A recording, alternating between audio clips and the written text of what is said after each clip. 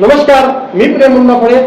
आपण बघत आहात जनता की मीडिया न्यूज चॅनल मध्ये आपला स्वागत आहे. आज बघूया एक नजर. महाराष्ट्र शासनाने महाराष्ट्रातील जे इमारत व इतर बांधकाम कामगार आहे त्यांना दलालांच्या मुळे कुठलाही त्रास होऊ नये व पारदर्शक पद्धती महाराष्ट्रात राहावी म्हणून प्रत्येक आमदारांच्या अध्यक्षतेखाली प्रत्येक विधानसभेमध्ये एक समिती गठीत केलेली आहे. काही ठिकाणी समिती गठीत व्हायची आहे, परंतु ती लवकरात लवकर गठीत करण्यात येईल आणि त्यामुळे बांधकाम मजूर जो आहे त्याची नोंदणी, त्याचं नूतनीकरण आणि लाभ हे काम आता ही समिती करणार आहे. आणि जे काही लाभाच्या योजना आहे किंवा जे काही साहित्य वाटप आहे हे देखील अतिशय पारदर्शक पद्धतीने याची आपण बायोमेट्रिक अटेंडन्स केलेली आहे. याचं आधार इंटिग्रेशन केल्यानंतर घरून ऑनलाईन लोकांना नोंदणी करता येईल, ऑनलाईन लोकांना लाभासाठी अपॉइंटमेंट घेता येईल. आणि त्यासोबतच महाराष्ट्रात राहणाऱ्या कुठल्याही कामगारांना कार्यालयात जाण्याचे त्रास होऊ नये म्हणून महाराष्ट्राच्या प्रत्येक तालुक्यामध्ये एक सेतू केंद्र उघडण्यात आलेलं आहे. त्यामध्ये मनुष्यबळ देण्यात आलेलं आहे आणि त्यातून जे साहित्य वाटप आहे त्याचे देखील महाराष्ट्रामध्ये सुमारे 200 गोडाऊन या ठिकाणी उघडण्यात आलेले आहे. आणि यामुळे अनेक वर्षापासून जे साहित्य वाटप करताना जे घोळ होत होतं, जे गोंधळ होत होतं, लोकांना जे यातना आणि त्रास होत होतं, त्यातून लोकांना दिलासा देण्यासाठी राज्य शासनाने हा निर्णय घेतलेला आहे. मी माननीय मुख्यमंत्री महोदयाचा मनापासून धन्यवाद देतो की त्यांनी महाराष्ट्रातील प्रत्येक आमदाराला त्या समितीचा अध्यक्षपद देऊन या गरीब कामगारांना न्याय देण्याच्या दृष्टिकोनातून पारदर्शक पद्धती या ठिकाणी अवलंबली. त्यामुळे मोठ्या प्रमाणामध्ये कामगारांची जी पिळवणूक होत होती किंवा त्यांना लाभ घेण्यासाठी जो त्रास होत होता तो आता होणार नाही.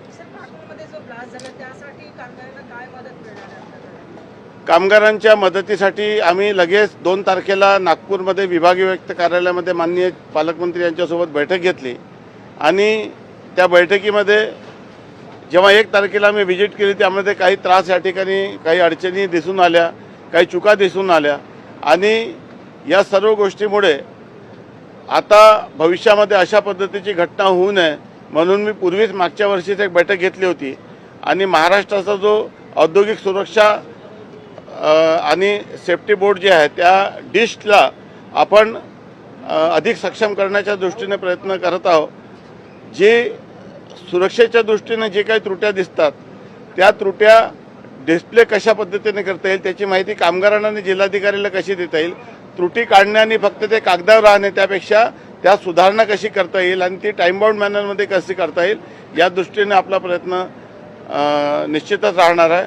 आणि जी केंद्र सरकारची पेसो नावाची जी अथॉरिटी आहे त्या अथॉरिटीने देखील कुठली त्रुटी काढल्यास त्याचा कंप्लायन्स लवकर झाला पाहिजे या दृष्टीने सूचना तशा पद्धतीने दिलेल्या आहे. केंद्रीय मंत्री पियुष गोयल यांच्याशी देखील या संदर्भामध्ये चर्चा झाली आणि या सर्व मृतकांना 75 लाख रुपये कंपनीने द्यावे, 5 लाख रुपये राज्याचा मुख्यमंत्री सहायता निधीतून आणि 2 लाख रुपये निधी माननीय प्रधानमंत्री महोदय यांनी जाहीर केलेला आहे.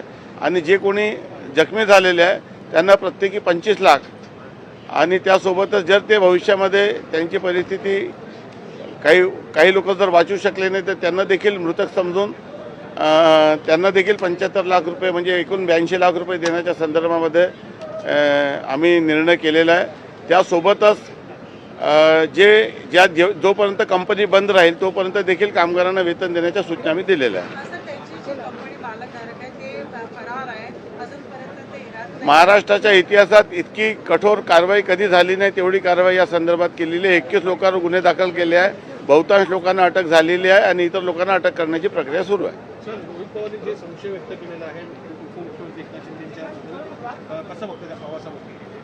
मला असं वाटतं की या संदर्भामध्ये जी काही चर्चा आहे ते मीडियासमोर न करता व्यक्तिगत रूपात केली पाहिजे. कुठल्याही पद्धतीचा संभ्रम राज्याच्या जनतेमध्ये निर्माण होणं योग्य नाही.